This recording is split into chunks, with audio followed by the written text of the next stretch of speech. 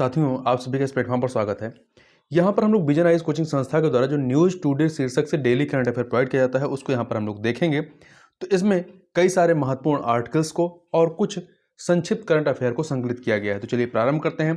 पहला आर्टिकल है, विश्व बैंक ने भारत की अवसंरचना आवश्यकताओं का वित्त पोषण, वाणिज्यिक वित्त पोषण की सीमाएं और नीतिगत कार्रवाई के लिए संभावनाएं शीर्षक से एक रिपोर्ट जारी की है। इस रिपोर्ट के जो मुख्य निष्कर्ष हैं वो क्या है कि भारत को अगले 15 वर्षों में शहरी अवसंरचना में 840 अरब डॉलर के निवेश की आवश्यकता होगी और वर्ष 2036 तक 40% आबादी शहरों में रह रही होगी। 2036 तक। वर्तमान में केंद्र और राज्य सरकारें शहरी अवसंरचना के 75% से अधिक का वित्त पोषण करती हैं और वहीं शहरी स्थानीय निकाय, अर्बन लोकल बॉडीज और निजी क्षेत्र जो है इनकी हिस्सेदारी बहुत कम है। यदि परसेंटेज में देखें तो अर्बन लोकल बॉडीज 15% और निजी क्षेत्र 5% शहरी अवसंरचना का वित्त पोषण करते हैं। अब प्रश्न उठता है कि जो निजी वित्त पोषण है इसको आकर्षित करने में क्या चुनौतियां आती हैं। तो पहला, निजी वित्त आकर्षित करने के लिए वित्त पोषण आधार मजबूत नहीं है। दूसरा, अर्बन लोकल बॉडीज को शक्तियों का वास्तविक हस्तांतरण जो है वो बहुत ही कमजोर और बहुत ही खंडित है, मतलब पूरी तरीके से उनको शक्तियां नहीं दी गई हैं। शहरी संस्थाओं की न्यास क्षमता ट्रस्टीशिप जो है, गुणवत्ता और डेटा में कई खामियां हैं जो निवेशकों के विश्वास को कम करती हैं। साथ ही अर्बन लोकल बॉडीज के वित्त पोषण पर राज्यों का बहुत अधिक केंद्रीकृत प्रत्यक्ष नियंत्रण है। उनको जो भी फंड प्रोवाइड किए जाते हैं वो आपके राज्य के द्वारा और बहुत ही सेंट्रलाइज वे में प्रोवाइड किए जाते हैं। इस रिपोर्ट में कुछ सिफारिशें की गई हैं और उसके अकॉर्डिंग जो है लक्षित कार्रवाइयां बताई गई हैं कि क्या एक्शन लिए जाने चाहिए। तो जो सिफारिशें उनकी बात करें, पहली सिफारिश है कि अधिक स्थिर फार्मूला आधारित और बिना शर्त वाली वित्तीय हस्तांतरण प्रणाली अपनाई जानी चाहिए। साथ ही राजस्व आधार को बढ़ाया जाना चाहिए तथा सेवाओं की लागत को वसूलने का प्रयास करना चाहिए। इसके अतिरिक्त संपत्ति कर, वेल्थ टैक्स, उपयोगकर्ता शुल्क और सेवा शुल्क में वृद्धि की जानी चाहिए। अब जो लक्षित कार्रवाइयां बताई गई हैं इन सिफारिशों को पूरा करने के लिए या इन सिफारिशों को प्राप्त करने के लिए, तो पहला है प्रदर्शन आधारित वित्तीय हस्तांतरण कार्यक्रम शुरू किए जाने चाहिए। दूसरा, बैंकों को स्वीकार्य परियोजनाओं और मिश्रित सार्वजनिक निजी भागीदारी PPP लेन देन को विकसित एवं कार्यान्वित करने के लिए अर्बन लोकल बॉडीज की क्षमता में सुधार करना चाहिए। तीसरा, शहरी निवेश सहायता इकाई जैसी समर्पित संरचना स्थापित की जानी चाहिए। आगे बढ़ते हैं, बात करते हैं उच्चतम न्यायालय ने ग्राम न्यायालयों की स्थापना के लिए दायर याचिका पर उच्च न्यायालयों को नोटिस जारी किया है। देखिए, उच्चतम न्यायालय ने वर्ष 2019 की एक याचिका पर सभी उच्च न्यायालयों से जवाब मांगा है। इस याचिका में केंद्र और सभी राज्यों को ग्राम न्यायालय स्थापित करने के लिए निर्देश देने की मांग की गई है। देखिए, दिसंबर 2021 तक 15 राज्यों और 476 ग्राम न्यायालय अधिसूचित किए गए थे, नोटिफाइड किए गए थे। वर्तमान में 10 राज्यों में 256 ग्राम पंचायत जो है ये क्रियाशील है, एक्टिंग स्टेट में है। ग्राम न्यायालयों के बारे में बात करें, ग्राम न्यायालय तो विधि आयोग ने अपनी 114वीं रिपोर्ट में ग्राम न्यायालयों की स्थापना का सुझाव दिया था तथा वर्ष 2008 में संसद ने ग्राम न्यायालय अधिनियम पारित किया था। ग्राम न्यायालय अधिनियम 2008 अधिनियम की जो मुख्य विशेषताएं हैं क्या है, मध्यवर्ती पंचायत स्तर पर ग्राम न्यायालयों की स्थापना का प्रावधान किया गया है और राज्य सरकार उच्च न्यायालय के परामर्श से प्रत्येक ग्राम न्यायालय में एक न्यायाधिकारी नियुक्त करेगी। यह ग्राम न्यायालय जो है यह आपराधिक मामलों, दीवानी मामलों, दावों और या विवादों की सुनवाई करेगा, मतलब हर तरीके के मामलों की सुनवाई यहाँ पर होगी। ये प्राकृतिक न्याय के सिद्धांतों द्वारा निर्देशित होंगे लेकिन उच्च न्यायालय द्वारा बनाए गए किसी नियम के अधीन होंगे। ये भारतीय साक्ष्य अधिनियम 1872 से में प्रदान किए साक्ष्य के नियमों से बंधे नहीं होंगे। तो ये आपको इंपॉर्टेंट पॉइंट याद रखना है कि जो ग्राम न्यायालय हैं ये भारतीय साक्ष्य अधिनियम 1872 में प्रदान किए गए साक्ष्य के नियमों से बंधे नहीं होंगे। अब ग्राम न्यायालय के लाभ क्या हैं? देखिए, इससे न्याय तक सुलभ और कम खर्च में पहुंच सुनिश्चित होती है। मामलों का त्वरित निपटान संभव हो पाता है। दीवानी न्यायालय जो होते हैं उन पर दबाव कम होता है, उन पर जो बर्डन होता है वो धीरे धीरे कम होता जाता है। ग्राम न्यायालयों के समक्ष बहुत सारी चुनौतियां हैं, उनमें है इन्हें या तो बहुत कम संसाधन आवंटित किए जाते हैं या संसाधन उपलब्ध ही नहीं किए जाते हैं। दूसरा, सभी हितधारकों के बीच इसके बारे में जागरूकता की कमी है। तीसरा, ग्राम न्यायालयों की न्यायिक अधिकारिता के बारे में भ्रम की स्थिति बनी हुई है इत्यादि। आगे बढ़ते हैं, भारतीय प्रतिभूति और विनिमय बोर्ड सेबी ने ऑनलाइन बॉन्ड प्लेटफॉर्म OBP प्रदाताओं के लिए विनियामक ढांचा प्रस्तुत किया है। देखिए, सेबी के अनुसार ऑनलाइन बॉन्ड प्लेटफॉर्म एक मान्यता प्राप्त स्टॉक एक्सचेंज से अलग एक इलेक्ट्रॉनिक प्रणाली है। इसमें सूचीबद्ध या भविष्य में सूचीबद्ध होने वाली ऋण प्रतिभूतियां डेब्ट सिक्योरिटीज उपलब्ध होती हैं और इनका लेन देन किया जाता है।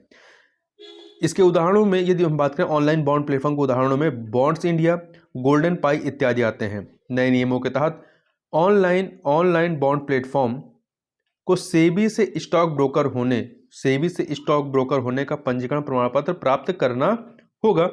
इसके अलावा उन्हें डेटा गवर्नेंस भी सुनिश्चित करना होगा। नए नियमों की जरूरत क्यों पड़ी? क्योंकि देखिए ऑनलाइन बॉन्ड प्लेटफॉर्म का विनियमन सेबी नहीं कर रही थी, उनमें से अधिकतर का संचालन फिनटेक कंपनियां कर रही थी। दूसरा, ऑनलाइन बॉन्ड प्लेटफॉर्म गैर संस्थागत निवेशकों को बॉन्ड बाजार तक पहुंचने का अवसर प्रदान करता है। इसके लिए पारदर्शिता सुनिश्चित करना जरूरी है। तो ये कुछ कारण थे जिनकी वजह से नए नियमों की जरूरत पड़ी। यदि हम बॉन्ड की बात करें, बॉन्ड क्या होता है? तो यह एक ऋण लिखित होता है, ऋण इंस्ट्रूमेंट होता है, मतलब ऋण लेने का एक तरीका होता है। इसके द्वारा एक निवेशक जो होता है, जो इन्वेस्टर होता है, आमतौर पर किसी कॉर्पोरेट या सरकार को एक निश्चित अवधि के लिए धन उधार देता है और यह उधार अलग अलग ब्याज दरों या निश्चित ब्याज दर पर दिया जाता है। और बॉन्ड का उपयोग कंपनियां, नगर पालिकाएं, राज्य और संप्रभु सरकारें धन जुटाने के लिए करती हैं। बॉन्ड लंबी अवधि के लिए उधार प्रदान करते हैं। जो बॉन्ड होते हैं वो लंबी अवधि के लिए प्रदान किए जाते हैं, 1 वर्ष से अधिक के लिए। दूसरी ओर मुद्रा बाजार जो होता है आपका मनी मार्केट, इसमें जो है कम अवधि के लिए उच्च गुणवत्ता वाली ऋण प्रतिभूतियों को उधार दिया जाता है। देखिए जो पूंजी बाजार होता है वहां पे लंबी अवधि के लिए उधार दिए जाते हैं, जबकि जो मुद्रा बाजार होता है वहां पे लघु अवधि के लिए उधार दिए जाते हैं, उधार दिया जाता है और लिया जाता है। इन प्रतिभूतियों की औसत परिपक्वता अवधि जो मुद्रा बाजार है यहाँ पर क्या होती है? 1 वर्ष या उससे कम होती है। अब यहाँ पर हम लोग बात कर लेते हैं बॉन्ड्स के प्रकार के बारे में। कई प्रकार के होते हैं, जैसे है फिक्स्ड रेट बॉन्ड। ये ऐसे बॉन्ड की पूरी अवधि के दौरान ब्याज दर जो होती है पहले से सुनिश्चित होती है। दूसरा है फ्लोटिंग रेट बॉन्ड, वर्तमान बाजार संदर्भ दर के अनुसार ब्याज दर घटती बढ़ती रहती है। तीसरा है शून्य ब्याज दर बॉन्ड, इसमें निवेशकों को कोई नियमित ब्याज प्राप्त नहीं होता। इसमें जारीकर्ता बॉन्ड धारकों को केवल जो है मूलधन का भुगतान करता है और कोई इंटरेस्ट नहीं दिया जाता है। चौथा आता है मुद्रास्फीति सूचकांकित बॉन्ड, इन्फ्लेशन इंडेक्स्ड बॉन्ड्स। इसमें कूपन भुगतान को मुद्रास्फीति के साथ समायोजित किया जाता है। इसमें कूपन भुगतान को मुद्रास्फीति के साथ, इन्फ्लेशन के साथ समायोजित किया जाता है। इसके लिए भुगतानों को कुछ मुद्रास्फीति संकेतकों से जोड़ा जाता है। अब आगे बढ़ते हैं, आगे बात करते हैं। भारत ने UNFCCC के पक्षकारों के 27वें सम्मेलन COP27 में दीर्घकालिक निम्न कार्बन उत्सर्जन विकास रणनीति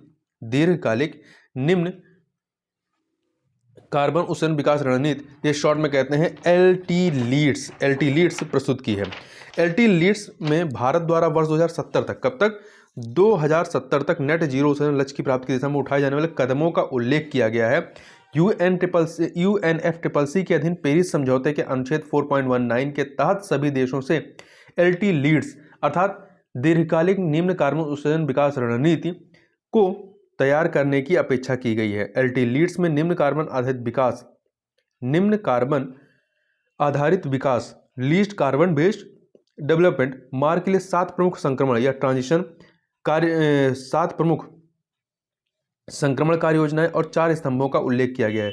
अब ये जो 4 स्तंभ हैं जिन पे LT लीड्स आधारित है वो कौन कौन से हैं? भारत ने ग्लोबल वार्मिंग बहुत कम योगदान दिया है। दूसरा, भारत की अपने विकास के लिए ऊर्जा संबंधी आवश्यकताएं अधिक हैं। तीसरा, विकास के लिए कम कार्बन उत्सर्जन वाली रणनीतियां बनाई हैं और राष्ट्रीय परिस्थितियों के अनुरूप इसका पालन किया जा रहा है। चौथा, भारत को जलवायु सहनशीलता विकसित करने की जरूरत है।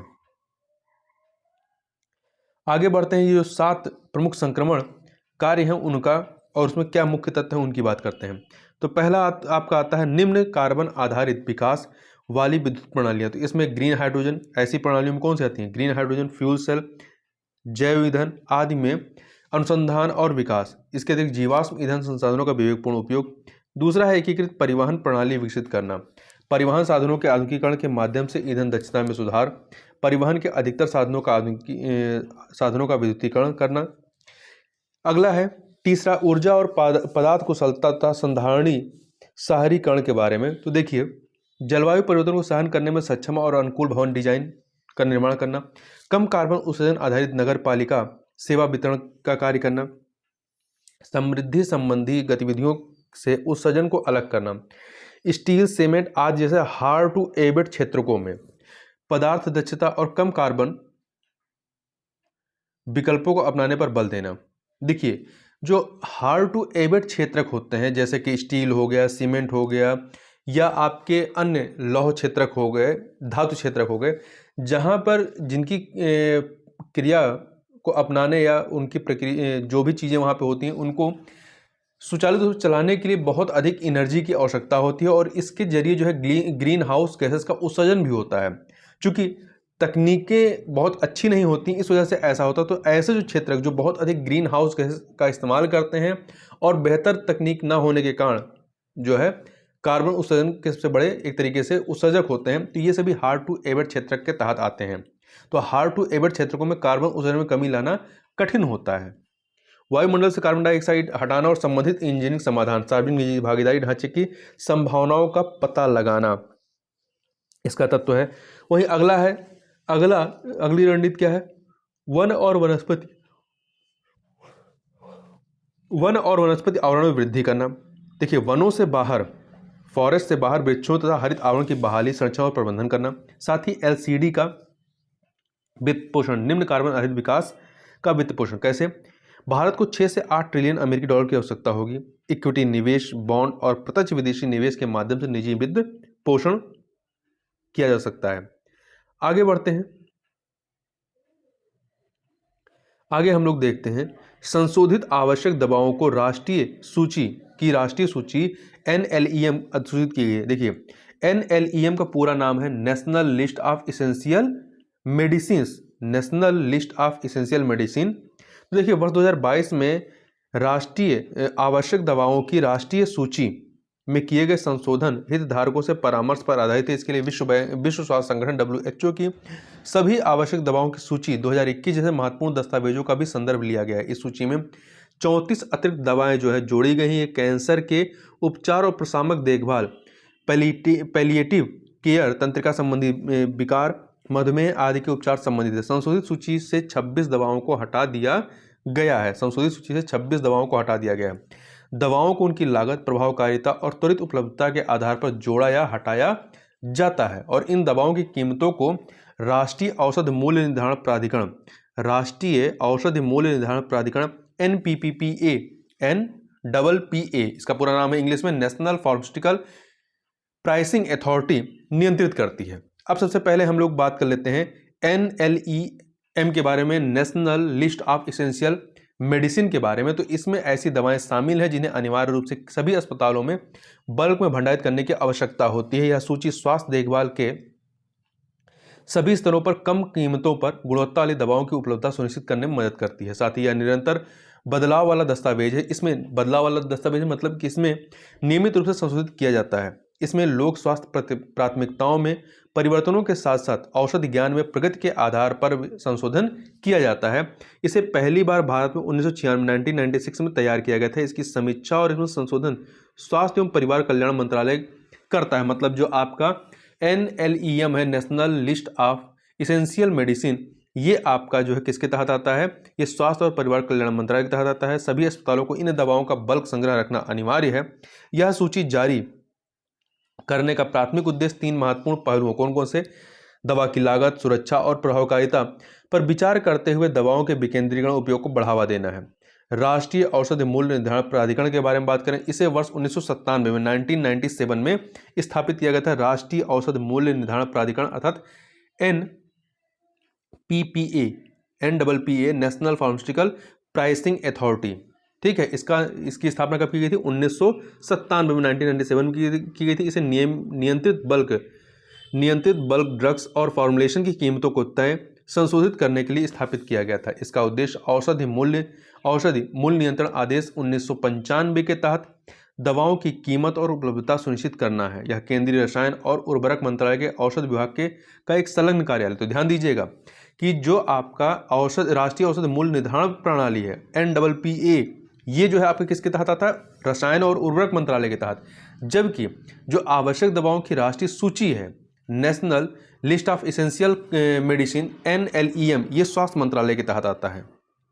आगे चलते हैं, आगे बात करते हैं COP27 में 2 नई पहलें शुरू की गई हैं।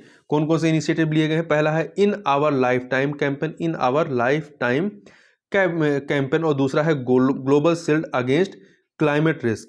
तो देखिए, पहले की बात करते हैं in our lifetime campaign के। तो इस पहल को पर्यावरण, वन और जलवायु परिवर्तन मंत्रालय के तहत राष्ट्रीय प्राकृतिक इतिहास संग्रहालय तथा संयुक्त राष्ट्र विकास कार्यक्रम ने लॉन्च किया है।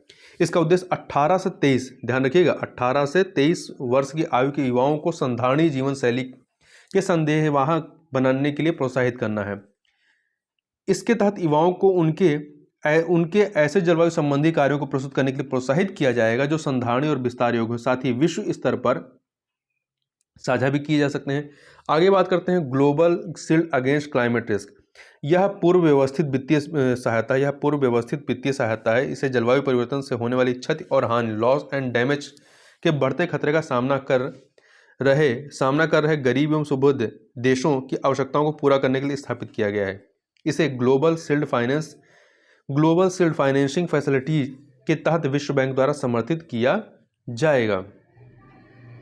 इसे G7 और वल्नरेबल 20 V20 ने लॉन्च किया है। V20 की बात करें, वल्नरेबल 20 की, तो जलवायु परिवर्तन के प्रति प्रणालीगत रूप से सुभेद्य अर्थव्यवस्थाओं की समर्पित सहयोग आधारित पहल है, इनिशिएटिव है। इसकी स्थापना वर्ष 2015 में पेरू के लीमा शहर में की गई थी। आगे बढ़ते हैं, अन्य जलवायु कोषों की बात करें तो इसमें हरित जलवायु कोष आता है। इसे वर्ष 2010 में स्थापित किया गया था। इसका उद्देश्य विकासशील देशों की ग्रीन हाउस गैस उत्सर्जन को सीमित करने और जलवायु अनुकूलन में मदद करना है। दूसरा, वैश्विक पर्यावरण सुविधा। इसे वर्ष 1992 में 1992 के रियो पृथ्वी सम्मेलन के दौरान स्थापित किया गया था। इसका उद्देश्य विकासशील और संक्रमणशील अर्थव्यवस्था वाले देशों की पर्यावरणीय अभिसमझों तथा समझौतों के लक्ष्यों को पूरा करने में मदद करना है।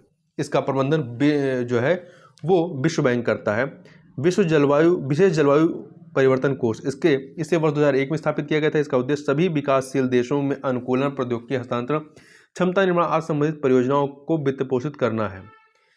इसका प्रबंधन जो है वैश्विक पर्यावरण सुविधा ग्लोबल इन्वायरमेंट फैसिलिटी करती है। अनुकूलन कोष की बात करें तो ये इसे 2001 में स्थापित किया गया था। इसे क्योटो प्रोटोकॉल के तहत स्थापित किया गया था। इसका उद्देश्य विकासशील देशों के अनुकूलन परियोजनाओं और कार्यक्रमों को वित्त पोषित करना है। इससे इन देशों के सुभेद्य समुदायों की जलवायु परिवर्तन के प्रति अनुकूलन में सहायता की जा सकेगी। अब कुछ सुर्खियों में रहे जो करंट अफेयर उनको देखते हैं। जिला न्यायाधीश, देखिए, भारत के मुख्य न्यायाधीश ने कहा है कि जिला न्यायाधीश जो होता है ये अधीनस्थ न्यायाधीश नहीं है। क्या है? अधीनस्थ न्यायाधीश नहीं। ध्यान रखिएगा, प्रश्न में कहीं आए कि जिला न्यायाधीश किया निम्न से कौन जिला अधीनस्थ न्यायाधीश के तहत आते हैं, तो जिला न्यायाधीश जो होता है ये अधीनस्थ न्यायाधीश के तहत नहीं आता है। वे जिला न्यायपालिका से संबंधित होते हैं। जिला न्यायाधीश के बारे में बात करें, जिला न्यायाधीश जिले में सर्वोच्च न्यायिक प्राधिकारी होता है। वह सिविल तथा आपराधिक दोनों मामलों में मूल एवं अपीलीय क्षेत्राधिकार रखता है। उसकी नियुक्ति, पदस्थापन और पदोन्नति संबंधी राज्य का राज्यपाल उच्च न्यायालय से परामर्श करता है। ये इनकी योग्यता क्या होनी चाहिए? यह पहले से केंद्र या राज्य सरकार की सेवा में नहीं होनी चाहिए। 7 वर्ष तक यह अधिवक्ता या प्लीडर रहा हो। यह 7 वर्ष तक अधिवक्ता या प्लीडर रहा हो। उसकी नियुक्ति के लिए उच्च न्यायालय ने सिफारिश की हो। आगे बात करते हैं धर्मांतरण विरोधी कानून के बारे में, anti and conversion law. Supreme court ने केंद्र सरकार से जबरन धर्म परिवर्तन के मुद्दे से निपटने के लिए ठोस कदम उठाने और अधिक प्रयास करने को कहा है। भारत में अब तक धर्मांतरण को प्रतिबंधित करने वाला कोई केंद्रीय कानून नहीं है। हालांकि उड़ीसा, मध्य प्रदेश आदि जैसे राज्यों ने बलपूर्वक, धोखाधड़ी या प्रलोभन के द्वारा धर्मांतरण को प्रतिबंधित करने के लिए कानून बनाए हैं। सुप्रीम कोर्ट ने रेव स्टेनिस्लास बनाम मध्य प्रदेश राज्य और अन्यवाद 1977 में मध्य प्रदेश तथा ओडिशा के धर्मांतरण विरोधी कानूनों की संवैधानिक वैधता को बरकरार रखा था। इस वाद में यह निर्णय दिया गया था कि धर्म के प्रचार के अधीन धर्मांतरण का अधिकार शामिल नहीं है। किसके तहत? रेव स्टेनिस्लास बनाम मध्य प्रदेश राज्य और अन्यवाद 1977 के केस में। आगे बात करते हैं पेरिस पीस फोरम के बारे में। पेरिस पीस फोरम यह एक अंतर्राष्ट्रीय कार्यक्रम है। यह वैश्विक गवर्नेंस को सुधारने और फिर से सक्रिय करने पर केंद्रित है। इसे फ्रांसीसी राष्ट्रपति ने वर्ष 2018 में लॉन्च किया था। इसका उद्देश्य वर्तमान समय के सबसे अधिक चिंतनीय वैश्विक मुद्दों पर सामूहिक कार्रवाई को प्रोत्साहित करना। कब प्रारंभ किया गया था, लॉन्च किया गया था? 2018 में फ्रांसीसी राष्ट्रपति के द्वारा। आगे बढ़ते हैं। उपासना स्थल अधिनियम 1991, प्लेस ऑफ वर्शिप एक्ट 1991। देखिए, केंद्र सरकार ने उपासना स्थल अधिनियम से संबंधित याचिकाओं पर जवाब देने के लिए अतिरिक्त समय की मांग की है। यह अधिनियम किसी भी धार्मिक समुदाय के या संप्रदाय के उपासना स्थल को एक अलग धार्मिक संप्रदाय के उपासना स्थल बदलने पर रोक लगाता है। मतलब एक कमेटी का धार्मिक स्थल है तो उसे दूसरी कमेटी का नहीं बनाया जाएगा, या किसी भी उपासना स्थल के उस धार्मिक चरित्र को बनाए रखने के लिए प्रावधान करता है, जैसा कि 15 अगस्त 1947 को था। यह कानून एक ही धार्मिक संप्रदाय के एक अलग खंड पर भी लागू होता है। इस कानून की धारा 5 के में यह प्रावधान किया गया था कि यह अधिनियम राम जन्मभूमि बाबरी मस्जिद मामले पर लागू नहीं होगा। आगे बात करते हैं एशिया में जलवायु की स्थिति रिपोर्ट 2021 के बारे में। इस रिपोर्ट को विश्व विज्ञान संगठन ने WMO ने प्रकाशित किया है। यह इस रिपोर्ट की दूसरी श्रृंखला में दूसरी रिपोर्ट है। प्रमुख निष्कर्ष क्या है? वर्ष 2021 में बाढ़ और सूखे जैसी चरम इस मौसमी घटनाओं के कारण 35 अरब अमेरिकी डॉलर से अधिक का आर्थिक नुकसान हुआ है। चक्रवातों के कारण भारत को 4.4 अरब डॉलर और बाढ़ के कारण अतिरिक्त 3.2 अरब डॉलर का आर्थिक नुकसान हुआ है। आगे बात करते हैं मिटिगेशन वर्क प्रोग्राम के बारे में। मिटिगेशन वर्क प्रोग्राम की परिकल्पना COP26 के दौरान वर्ष 2021 में की गई थी। कहाँ पे? यूके के ग्लासगो में।